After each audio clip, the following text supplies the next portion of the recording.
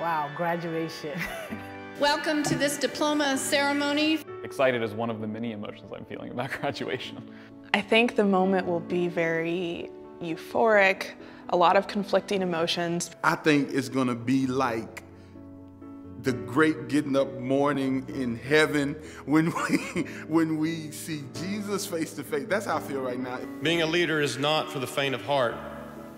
And yet you have been prepared to be faithful and creative leaders for the church's ministries in the world. For me, it's knowing that I've worked really hard walking across that stage. Everything I've learned here at seminary is that this is just a new beginning for me. The graduates for the degree of Master of Divinity. You're realizing you're getting ready to graduate. You have to figure out, what am I going to do with my life? What's next? Everyone asking, what are you gonna do after this? What you gonna do after this? And you're like, actually, what am I gonna do after this, you know? Go, says Jesus to the disciples, go and announce, name, and participate in God's reign. So I suspect what's happening now for some of these students is they're stepping into the void, and now, yeah, they're going to try and do real life. And if they have a job, they're hoping they're going to be able to do it well and keep it, but they don't know what that really means yet. I think sometimes clergy and the lay people they work with within the church world just would rather not think about the details sometimes. Think about the money it takes, think about the savings, think about the future. But a prudent person still needs to be aware. It does not absolve you of all responsibility in living in the world and the society that you are in.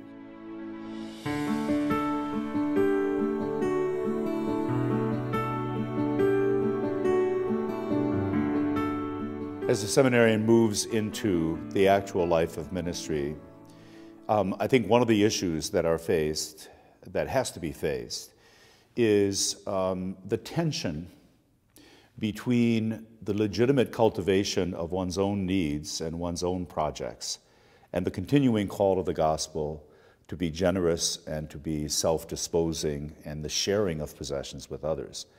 This is a huge and critical issue, and it begins as one begins ministry, and it never ends until one dies. And in this respect, the scripture is not necessarily terribly helpful, especially the New Testament is all about emptying yourself and giving away everything and sharing everything. And the temptation is, if I want to be faithful to Scripture, if I want to be faithful to God, is to do that, to empty myself out, a form of self-depletion, which often ends with burnout, often ends with depression. I think authentic faith as a long-term pattern of life demands attention to two poles. And the one pole is the cultivation of legitimate self-projects. And the other pole is being constantly attentive to the projects of others and the needs of others. The temptation in ministry is to focus entirely upon the needs of others. Taking care of oneself, taking care of one's family, taking care of one's children, for many ministers seems a form of unfaithfulness, of a failure to be sufficiently heroic in self-giving, of somehow betraying the good news. I think, in fact, it is a way of being able to sustain giving and sharing and being generous with others. So I think there's a way, it's better to think of these things as mutually informing. Appropriate self-care, appropriate use of possessions for oneself and for one's family and for one's future is in fact a premise for appropriate and long-term generosity and sharing with others. There's some effort on our part required, but that doesn't necessarily mean anxiety. It just means attention, right? It just means engagement. It doesn't mean anxiety, and it doesn't have to mean avariciousness. It just means appropriate attention to reality.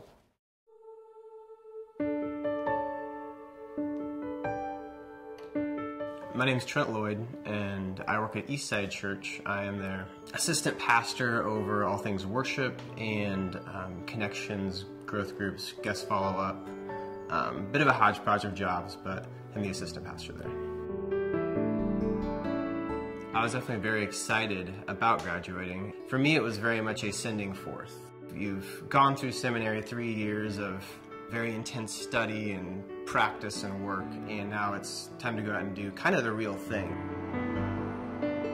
The Eastside Church is actually a new church. It was started 3 years ago, and we're in the neighborhood of East Atlanta Village, and it's really a neighborhood of young families, of some lower income folks. Some might call it rough, but it's really not. It's actually a very welcoming and friendly place. I had thought about that financial reality a lot, coming out of seminary, realizing that you don't live off loans anymore, realizing that you need to be able to pay for your own health insurance and be able to pay for your rent. But it's also something I had been thinking about. I have lived in Excel for a while and would just have Excel spreadsheets of these are my monthly expenses. This is what I need to be able to pay for to do ministry. And going through and budgeting very carefully so that even I could go into a calling that maybe would ultimately pay me less. People are coming out and they're just enthused to have a job, and they don't feel very empowered to negotiate. And they don't know what that universe looks like in terms of what's really realistic or reasonable. When a clergy person first sits down to have the discussion of compensation and financial support in their new job, they need to be aware of their family needs. And for new clergy, I expect that is a large consideration is a good bit of college and seminary debt that they are going to begin to owe pretty soon. You need to be aware of the health insurance situation where you are. Will you be contributing to the cost?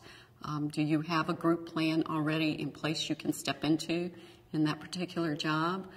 You need to be aware of pension issues. All these pieces that, if you put them up on a board, get really big and get very overwhelming very quickly, coming out of that context of being in seminary. So those were definitely pieces that were in the forefront of my mind, whether they were actually negotiating points versus just saying this is kind of a bottom line of what I need to come out with. One has to think of the life of faith in terms of a long life, and of sharing possessions in terms of having something to share. So when negotiating one's terms of one contract with the church, for example, it's very easy in a moment of spontaneous generosity to say, oh no, I don't need a day off. Oh no, I don't need time to work on my sermons that is to myself. Oh no, my family doesn't need a vacation. Oh no, I don't need money, I'll just rely upon the generosity of people who want to share their butter beans or whatever. And in fact, that's stupid. And it's not a very it's not a very authentic expression of faith. It's just a spasm of enthusiasm. In order to be faithful over a long period of time, one has to constantly tend to the capacity to share. This is a very hard lesson. It's about being prudent, you know, it's about being wise. It's not necessarily about, you know, extracting every last dime out of a congregation. It's about fairness. And sometimes congregations need lessons in fairness. I think most people in your churches want you to be comfortable and happy with your financial support from them. But the fact is, many of our lay people in our churches now are much older. Many are on fixed incomes. Many are amazed at the cost of things for a young family or a growing family or a person who has left a previous career and gotten rather deep in debt by going to seminary. Some of our lay people just forget and are not aware of the costs that we encounter in our active life. And while I don't think they would begrudge money for you, they don't realize the cost that you have, the debts that you have, and life in the world today, not on a fixed income with low expenses. So that's something you need to discuss openly with your lay people. One of the big pitfalls is assuming that just coming out of seminary and having a regular income means that everything's just going to be okay. Whenever in reality, it still a lot of work. It's still a lot of planning. It's still a lot of being very careful of where money's going. You got to have your numbers right, but you also have to have your heart and your gut right. You've got to feel okay about asking for a fair salary for yourself. It's an important discernment. That is to say, the balance between feeling called and bowing to that service, but also feeling responsible, appropriately responsible for oneself and perhaps one's dependents, and being humble enough to recognize that you can't necessarily just overcome math. I am optimistic about my ability to remain fiscally responsible in the future. Optimism, though, doesn't imply that I know what that will look like. Right now, my wife and I don't really have a budget going forward, so it's just kind of looking at our bank account every time we want to spend money and saying, can we afford this, rather than here's our income and now this is how much we need at the end of the month, and all that kind of stuff. I would like to know how much is going out the door. What sort of expenses am I taking care of each month?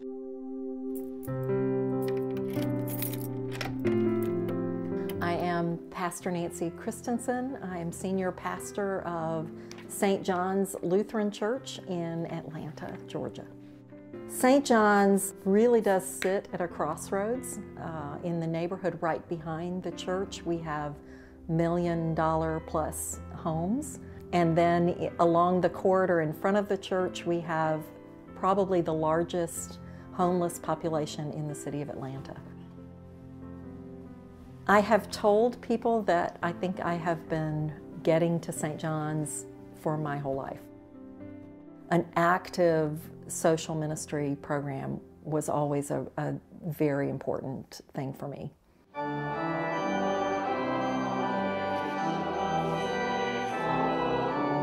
I was going into my first call feeling very concerned about my financial status and what was going to happen and how I was going to support myself and my 2 small children. I was poverty level, and we had no other safety net, and so I had to be very, very strict with my budgeting. And it was tough because I didn't really know month to month whether I was going to have enough. And there were times when I didn't have enough. What do I have? What do I have to work with? And that's where I think folks get in trouble, because I think what happens a lot of times is on the anxiety side, the anxiety becomes so overwhelming that they can't just even look at it. You know, they can't address it at all. And so that's when I think you get a lot of the platitudes, you know, even the internal voice platitudes. Well, I just don't be anxious, God will provide. And that gets translated in take no action, ignore it, deny it. And that's the issue, that's the problem. I don't think that relying upon the graciousness of God is incompatible with being smart and careful in the care for one's own finances and one's own needs. In fact, the two go very much together. One would not think much of saying, well, I just rely upon God, and that's why I smoke 3 packs of cigarettes a day. We don't regard taking care of our health and looking to God's mercy as incompatible. Why should we do that with finances? It kind of hit me how much I was worrying about money, that money was kind of consuming me, and it was a huge kind of moment for me. And I kind of had this, I don't know if it was an awakening or if it was just a moment of clarity of knowing that I needed to not be so consumed by money and needed to think about money differently.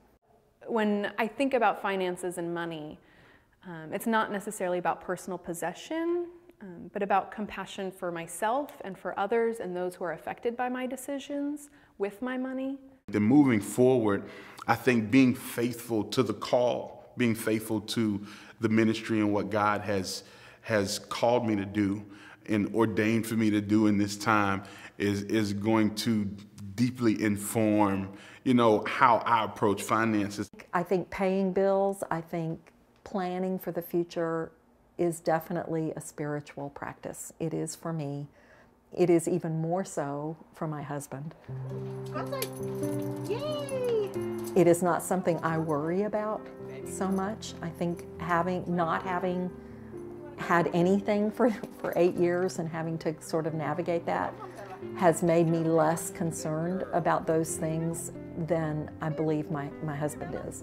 But it is important to me, and it is important to think about what God wants me to do with my life and how God is promising to provide throughout my life, and the way I look at my funds and the way I spend them and use them.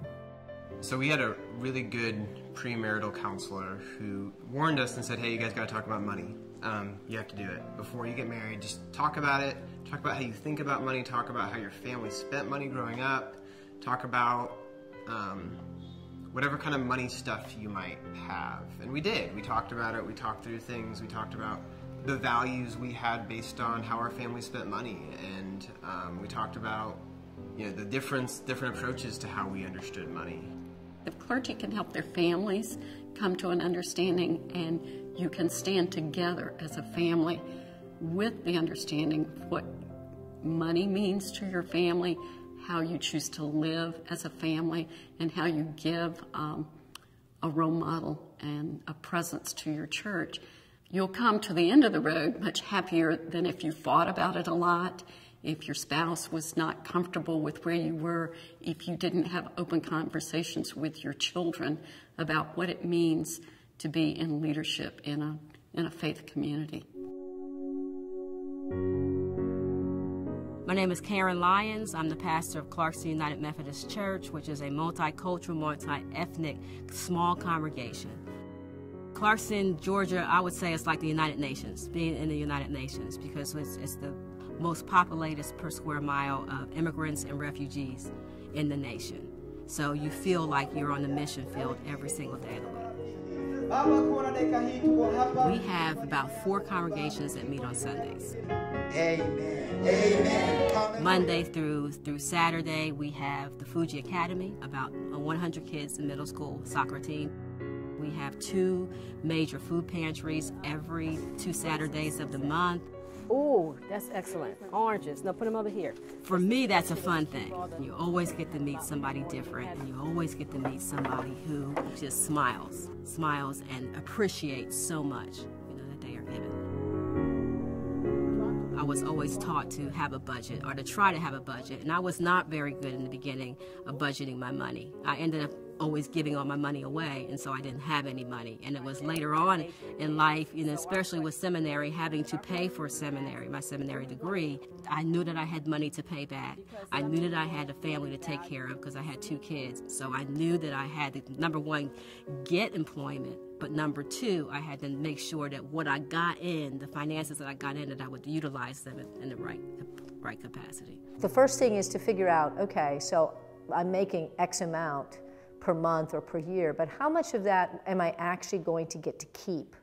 In other words, after taxes, what's actually coming in the door? What's going to be my take-home pay, so to speak? And that can be very confusing for people, because even if they've worked a job before for a regular employer, that employer has often done the withholding, et cetera, and many churches don't really set it up that way based on my experience. Clergy are in a very unique situation in terms of their tax liability, and how their compensation oftentimes is built and understood between the church and the clergy person. It's very important, if you're just starting out, to be the most knowledgeable person in the room when you're negotiating this with the church of what your tax status is. That they are in this weird little world of being self-employed while being employed by a church. The pastorate and the military are, to my knowledge, the only 2 groups that can take some of their salary as housing allowance, which avoids federal tax but does not avoid Social Security tax. It's definitely more complicated. That's why you need to have an accountant, or you need to talk to somebody who has had the experience. And the conference helps us a lot in that area, where they have a breakdown of what it looks like, what your salary looks like, and then to make sure that you have an accountant to look it over so that you're not in trouble afterwards. When I first graduated from seminary, I didn't get my taxes right. I didn't do it in the correct way. It took me a few years to understand fully that I was an independent contractor and that I needed to file quarterly tax payments, and so I didn't do it, and then I had to go back and I had to pay penalty, you know, all of those kinds of things. That was a hard learning experience. And so now it's, you know, it's part of our daily life, being that both my husband and I are clergy. This is the way we live. We plan for those extra payments 4 times a year. There are people who specialize in clergy taxes. Please seek that out. Folks who do a lot of taxes but don't do clergy taxes really don't understand the nuances that you have going on. And housing allowance is a piece, Social Security versus self-employment tax is a piece. So it's very important to sit down if you have the opportunity with a finance planner, with a certified financial planner would be wonderful. They can look at all of your expenses, your pension, all those things. But for sure, I think clergy need to get very aware of their tax situation. I think about retirement every now and then. I don't have like solidified plans or anything. Thinking about the future, trying to save for the present and for the future, but also take care of my immediate needs has been a little tricky. I also worry about pension plans and retirement plans in larger congregations and in mainline denominations. Those sorts of things are falling away and don't really exist anymore. And so I'm having to think, other than what the denomination can provide me when I decide to retire, what can I do for myself? And that is a little stressful. Who's going to take care of us, you know, in retirement? And realizing that the decisions we make now about our finances will have repercussions for ourselves, but also for others in the future. And when you're first starting out, and you're faced with debt and you have debt payments, it's hard to even begin to consider setting aside additional money for yourself, for your future. And you need to think in terms of what would happen if one of you could not work, or the main income earner in the family could not work for 3 to 6 months. We all, as families, need to budget to be saving that money from the beginning, and you need to set that aside. We do try to put money aside for emergencies and for retirement. It ends up being a small amount from the budget each month. And realizing that, yeah, we might not be able to make huge investments in it right now, but at least, you know, small cuts of $50 a month or something like that is going to go a long way down the road, versus choosing not to do anything right now. One of the things I tell my clients and other people I work with is, if you systematize your savings, if you get it out of your checking account, you'll get used to it not being there. If you've gotten used to it being there and then you try and take it out, it's much, much harder. It's better to never see it. So whatever savings you're going to do, set it up early and systematize it. Make it automatic. When one doesn't have anything coming in, one doesn't think so much about retirement. And there were quite a few years when retirement wasn't something that I was focusing a lot of attention on. I was making it month to month. So for me, that was important then. When I remarried and our combined salary was more and we had a little bit more to work with, it gave my husband and I an opportunity to begin to say, what can we really do to put some money aside so that we can be okay in our retirement.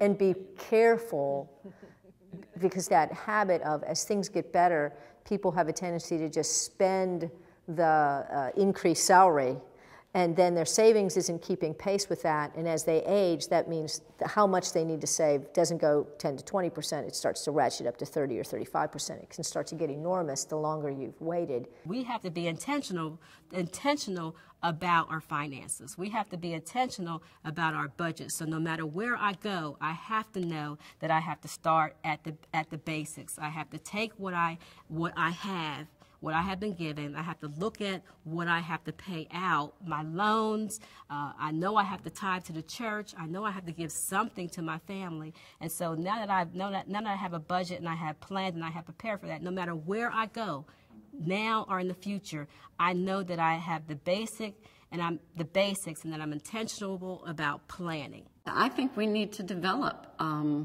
some kind of context for how we spend our money within the context of our faith practice, our theological underpinnings. But I do think you come to a place where if you're going to give good leadership to a church, you must be willing to give sacrificially when you're asking others to do so, and to take responsibility for the things you choose to do and your family chooses to do, and what those cost and how they will be paid for. And I think, again, that you just need to be aware that people watch you and are aware of you and want to see you being a good steward of what you're given. Good to see you. Yes.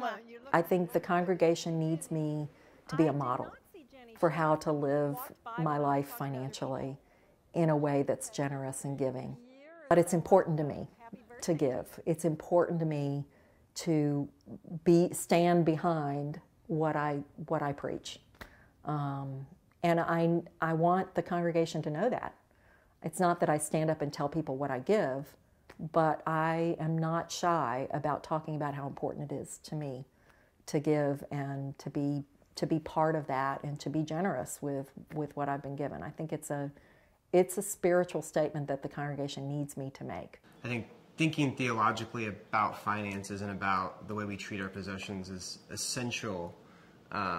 It's just an important topic for us as pastors to bring up and to talk about, because more times than not, you realize once you get past the initial awkwardness, you realize that people have significant questions. And it's not just, I don't want to talk about my money, it's I don't know how to talk about my money. Spread the word, because actually, oddly enough, this is a radical idea. You know, I mean, we do live in a culture that's either all about the money or all about the spirituality or something, but very few times, and for many of us, many people, it's split right down the middle in the same person. So bringing these things together, having this conversation and inhabiting it in life, and then, you know, actually demonstrating it and calling others into the conversation, I think absolutely is vital. I think if I had a sense of what we might accomplish by opening a conversation about faith and finance, it would be for students of divinity, for ministers, to understand the difference between a problem that's easily solved and a mystery that we have to simply celebrate and suffer. And the faithful use of possessions pertains to the mysterious. It pertains to our bodies and the existence of our bodies in the world. There's no simple answer. Our lives are fraught with deep ambiguity. We need to be attentive. We need to be reflective. We need to cultivate a sense of living intention between our own project and the projects to which God calls us. There is no point at which we can stop and say we have it solved. Because if we are open to the work of the living God, we're constantly going to be called out of our present resolution, our present solution, into a more ambiguous, a more difficult realm in which we're going to have to discern and figure out, okay, what's the next step? And because it is faith in the living God, it is at the same time terrifying and exciting.